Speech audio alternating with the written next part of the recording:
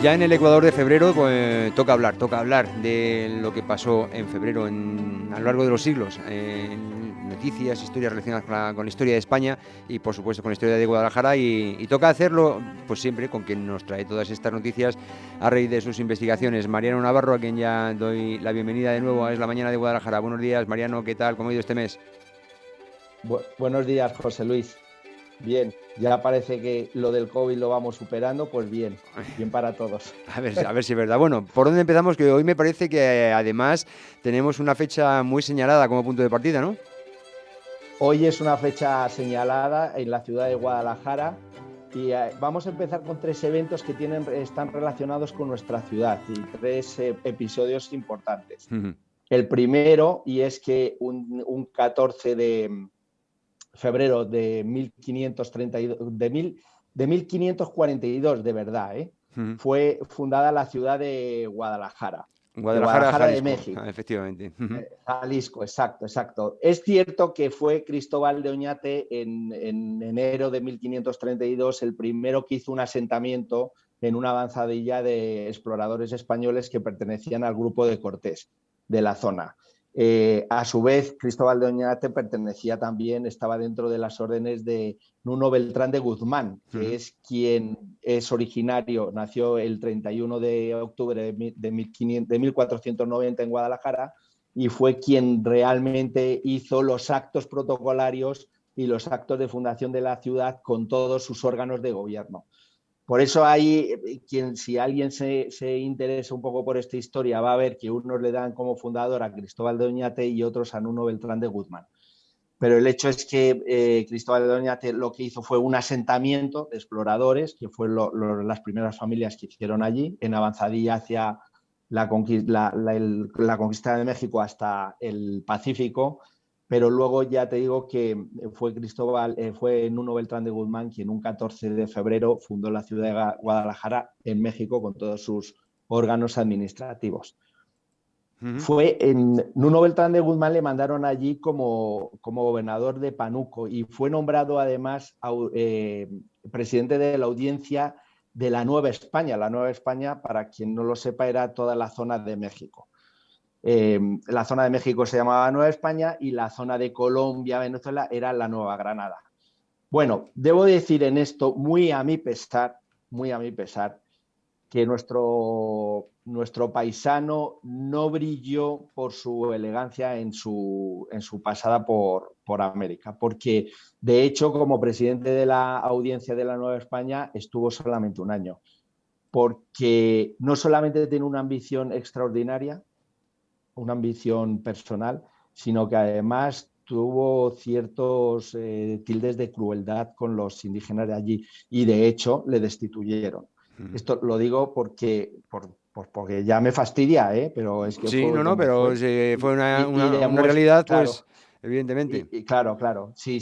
A ver, eso no significa que lo que decimos siempre, ¿no? Que la corona de Castilla fuera cruel. No, había elementos en la corona de Castilla que fueron crueles, pero la corona de Castilla, como hemos dicho, pues fue yo creo que la única en el mundo que desde el minuto 1 reconoció a todos los habitantes de las tierras conquistadas como ciudadanos de pleno derecho. Que hubiera por ahí alguno que otro que sacara los pies del tiesto, por supuesto. Que tuvo que ser de Guadalajara, vaya hombre.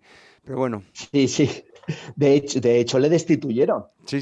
Fíjate cómo fue, ¿no? Y además Bartolomé de las Casas, que Bartolomé de las Casas también tenía sus cosas, porque siempre, cada vez que contaba un episodio, era lo peor que había sucedido. No puede ser, tiene que haber uno que sea el peor y los demás no serán tan malos, ¿no? Pero bueno, él le tildaba de un hombre bastante tirano.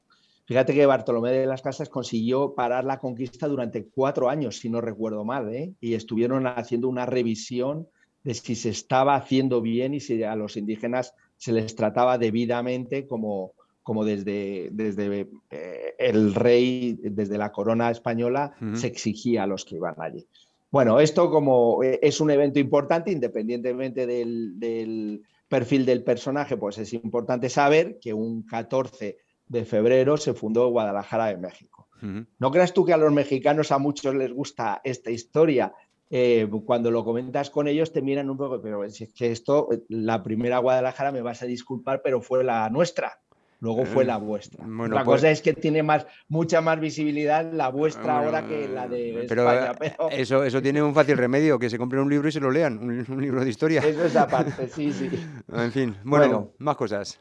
más cosas. Leonardo Torres Quevedo, José Luis. Hombre, Leonardo Torres Quevedo fue una mente privilegiada que tuvimos el placer, el gran lujo de que se formase en Guadalajara. Leonardo Torres Quevedo es el creador, tuvo una actividad importantísima aquí en Guadalajara, en la estación de globos aerostáticos. Además, es un señor muy vinculado a la ciudad en este sentido vía el ejército, porque él, aunque era ingeniero de caminos, pero colaboró mucho con el ejército de su época. Y fue el primero que hizo un autómata de ajedrez, o sea, un ujú, precursor de los ordenadores. Realmente ujú, muchos de los estudios que Leonardo Torres Quevedo hizo lo tomaron los que desarrollaron los computadores que tenemos ahora como primeros estudios y base para ir desarrollando poco a poco estos aparatos. Y luego tiene un invento famosísimo que es el funicular que está en las cataratas del Niágara. Es el ujú, que te lleva desde el alto de la catarata del Niágara hasta el pie de la catarata, pero ujú. es que es el original, To- Todavía está sigue en siendo el uso, original. efectivamente, todavía está en uso. Todavía está en uso, sí, sí. Ujú. Entonces, si alguien tiene la suerte de ir allí, pues que se sienta orgulloso que eso es de un inventor español y que además de un inventor que participó mucho en la vida de Guadalajara. Efectivamente, efectivamente. Otra persona importante que quizás se conoce menos es Emilio Herrera. Emilio Herrera nace un 13 de 1800, un 13 de febrero de 1879. ¿Y quién es Emilio Herrera? Pues Emilio Herrera, que se formó en la Escuela de Ingenieros de Guadalajara cuando estaba. En la academia. Hay Ujú, gente, en la academia, yo no sé si hay gente que sabe que además estuvo en la Academia de Infantería en Guadalajara en el Colegio de las Adoratrices después de la guerra, ujú, ahí instalada. Bueno, pero Emilio Herrera hizo el primer traje de astronauta de la historia, ujú. que le sirvió a la NASA para desarrollar los trajes que después pusieron los Apolos en órbita. Claro, O ya se sea había, que era la época de los globos ya casi estratosféricos y ya se daban cuenta de que ahí arriba hay otra temperatura, hay otra presión, hay unas condiciones, porque estamos ya prácticamente superando la biosfera, o eso se pretendía, y había que proteger al tripulante del unas, globo. condi Sí. unas condiciones completamente distintas de oxígeno, que eso es, y de presión, claro. Ujú. Entonces, él desarrolló estos trajes especiales y mira tú por dónde, que fueron los que les ayudó a la NASA a desarrollarlos. La NASA y también, bueno, también los soviéticos también tomaron muchos datos, como ejemplo en la carrera espacial. Lo que pasa es que, bueno, pues era una información mucho más compleja de acceder a ella. Sí, Pero vamos, que sí, que fue este señor que también anduvo por aquí por Guadalajara, el que sembró la semilla de estos trajes espaciales. En sí, fin, sí, sí, sí. Bueno, voy marcando eventos en mi lista porque si no vamos un poco desordenadamente. sí. 1510, pues el 1510, el 28 de 1510, muere Juan de la Cosa. Juan de Mm, la Cosa, que fue un cartógrafo cartógrafo. Ujú, español de Cantabria, que fue el primero que hizo un mapamundi con Asia y con América, con todos los territorios del mundo conocido. ujú. Entonces es curioso saber que el primer mapamundi de la historia lo hizo también un navegante español, un cartógrafo español. Probablemente Dices hay que era cántabro. cántabro. Entonces, Sí, en el siglo XVI Cantabria pertenecía a Castilla. sí, sí, Entonces, claro. se Sí, puede decir, sí. ahora ya hay gente que se pueda sentir ofendido al decir que Juan de la Cosa fue un cartógrafo castellano, pero entonces lo fue. Bueno, pero a ver, es que la historia es como es. Y nosotros en esa época éramos los americanos de ahora. Cuando hablemos de Américo Vespucio, que es por lo que América se llama América, por Ujú, Américo Vespucio, que no se lo puso él, se lo puso un discípulo suyo, ya lo comentaremos, pero Américo Vespucio, que era florentino, este señor se castellanizó, o sea, se nacionalizó castellano y se vino a Sevilla y fue además piloto mayor de la Armada, ¿eh? Pero claro, ¿por qué vino a Castilla? Pues porque de verdad España en esa época ya estábamos configurados, yo creo como, no, yo creo no, seguro como España, ya estábamos, es que era quien aglutinaba todo el avance tecnológico y todo el avance del pensamiento que había en toda Europa. Por eso, simplemente por eso, entonces en este caso se podrán sentir molestos, pues igual que el País Vasco, claro, pero fueron él territorios vio que siempre pertenecieron a la corona que de donde mejor Castilla. iba a desarrollar era en Castilla. Claro, claro, exactamente igual que pasa ahora, José Luis. Ya ves los americanos como son, Sí, en cuanto no, que despuntas un poco, cogen y te llevan para allá y ya está. exacto, Pues exacto. Pues esto era es lo exactamente que igual. pasaba. Bueno. Lo que tenemos que ser conscientes que éramos los americanos de la época.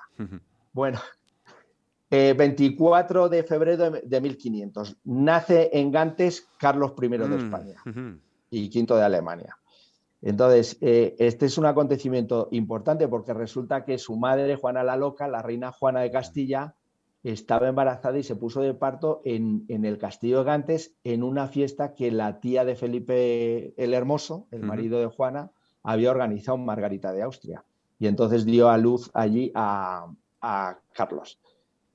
Carlos, que como ya decíamos en el mes anterior, cuando abdicó en su hijo Felipe y en su hermano Fernando, porque Carlos nació en Gantes, pero murió en Cuacos de Yuste, en La Vera, en la zona de La Vera, que quien no haya ido a visitar aquella zona se lo recomiendo porque es muy bonito. El palacio de Carlos V merece la pena conocerlo y conocer un poco más la historia y cómo fueron sus últimos días. Cuando abdicó en su hijo Felipe II los territorios españoles, recuerda que ya lo comentamos, que le dijo: si alguna vez unificas España y Portugal, pon la capital en Lisboa. Claro, él era hijo de Isabel de Portugal, por eso lo normal, él preveía que en algún momento él iba a ser rey de Portugal, como así fue después, con todas sus connotaciones que ya comentamos en el mes de enero, el mes pasado. Sí, sí. Luego él también, cuando abdicó todos los territorios de España, todo lo que dependía de la corona de España, Felipe II, pero lo que correspondía al Sacro Imperio Romano Germánico abdicó en su hermano Fernando. Y ahí ya se dividió. Bien, seguimos avanzando en febrero. En febrero de 1668 se firma definitivamente, en relación a esto, el Tratado de Portugal, que es de Lisboa, donde ya Portugal definitivamente deja de pertenecer a España. Esto, en su momento, en las revueltas de los segadores, hablaremos un poco más de ello, porque fue una consecuencia de tener que mover tropas de Portugal a Cataluña para aplacar la revuelta de los segadores. 24 de febrero de 1525. La batalla de Pavía. La batalla de Pavía es una batalla muy importante donde definitivamente los tercios españoles se acreditan como la fuerza militar mayor que hay en toda Europa. Además, tercios españoles, la batalla de Pavía participaron tercios alemanes, italianos, españoles, algunos franceses, aunque fue contra Francia, también había tercios franceses. Y esto es que de verdad es el primer euroejército de la historia. Ahora que andan tanto con el euroejército, podían tomar nota de cómo se organizó en su día todo esto y podrían tomarlo como modelo. La batalla de Pavía, que viene, quien de verdad la defendió fue Antonio Leiva. La ambición del rey Francisco I de Francia pues era dominar todos los territorios del norte de Italia, el milanesado especialmente. Y entonces Antonio Leiva, con los tercios españoles, no le quedó más remedio que acantonarse en Pavía, en la ciudad de Pavía, hasta que llegaron los refuerzos. Y ahí la caballería francesa, que era una caballería extraordinariamente potente, pues fue absolutamente incapaz de poder combatir contra los piqueros y los lasquetes españoles y alemanes. Pero es que esto, unido a que cuando los caballos se aproximaban, para que la gente se haga un poco una idea, se organizaban en cuadrículas donde las picas, que eran de 6 metros, de 7 metros, estaban en primera línea. Cuando llegaban los caballos, claro, no se podían aproximar, y detrás estaban los arcabuceros, donde hacían unas andanadas de plomo. Claro, esto les originó una cantidad de pérdidas brutales al ejército francés, de tal manera que fue estrepitosamente derrotado. Pero tiene un antecedente la batalla de Pavía, que es la de Bicoca, que mucha gente tendrá la costumbre de decir esto es una bicoca, como algo fácil. Y es porque en una batalla anterior, también con las mismas intenciones del rey de Francia, Francisco I, de dominar toda esa zona de Italia, pues él mandó a la caballería suiza, que era la infantería suiza, era la más prestigiosa de la época y estaba bajo el mando del rey francés, y también los derrotaron, pero los derrotaron con miles de muertos, no sé la cifra, pero curiosamente en la batalla de Bicoca murió solamente un soldado español y murió por la coz de un animal, de una mula. Sí, fue una cosa. Fíjate. Esto es un hecho curiosísimo, Oye, sí, porque que la fíjate única que baja que sí, hubo fue y por una coz de una mula. Fíjate que si me por una coz ocurre de una mula. esta, por supuesto, sin tratar de restarle mérito a la organización estratégica de los tercios españoles, que me retrotrae a mí un poco pues a la creación de las falanges ya en tiempos de Filipo II de Macedonia y el perfeccionamiento de estas falanges por parte de su hijo Alejandro Magno, que consistían en eso, en grupos de, creo que eran 8 soldados, con grandes picas que hacían imposible que se colara la caballería, y el que se colaba, pues los menos experimentados eran los que se ocupaban de rematarle. Los más experimentados eran los que estaban en primera línea, y así Sí, dándose señor, mutuamente y además, protección. Y además claro, lo nos tomaban retrotraemos como. al siglo IV antes de Cristo, en tiempos de Filipo y de Alejandro. Sí, sí, pero no solamente las centurias de Alejandro Magno las tuvieron como modelo, sino también las romanas. Y También. de hecho, las primeras líneas de combate era una ofensa si no te ponían el primero, ¿eh? No, lo tomaban como una ofensa. O sea, era un motivo de orgullo estar en primera línea de Sí, sí, sí, combate sí, en sí. esta época. Vamos, que los tercios Sí, españoles, si fueron el cuerpo táctico más importante de la época y sentaron cátedra para sí. tantos otros, fue por algo. Que bebieran de fuentes de la antigüedad, pues oye, si las cosas están bien Bueno, hechas, ¿por qué no copiarlas? En fin, pues vamos a ir, claro que sí. Mariano, Sí. vamos a ir avanzando, Más que nos cosas. quedamos.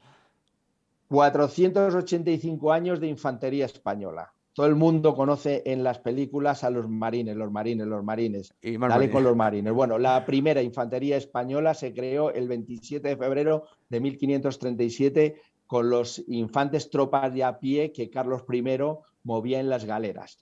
Luego su hijo Felipe fue quien ya la consolidó como infantería de marina e infantería de desembarco.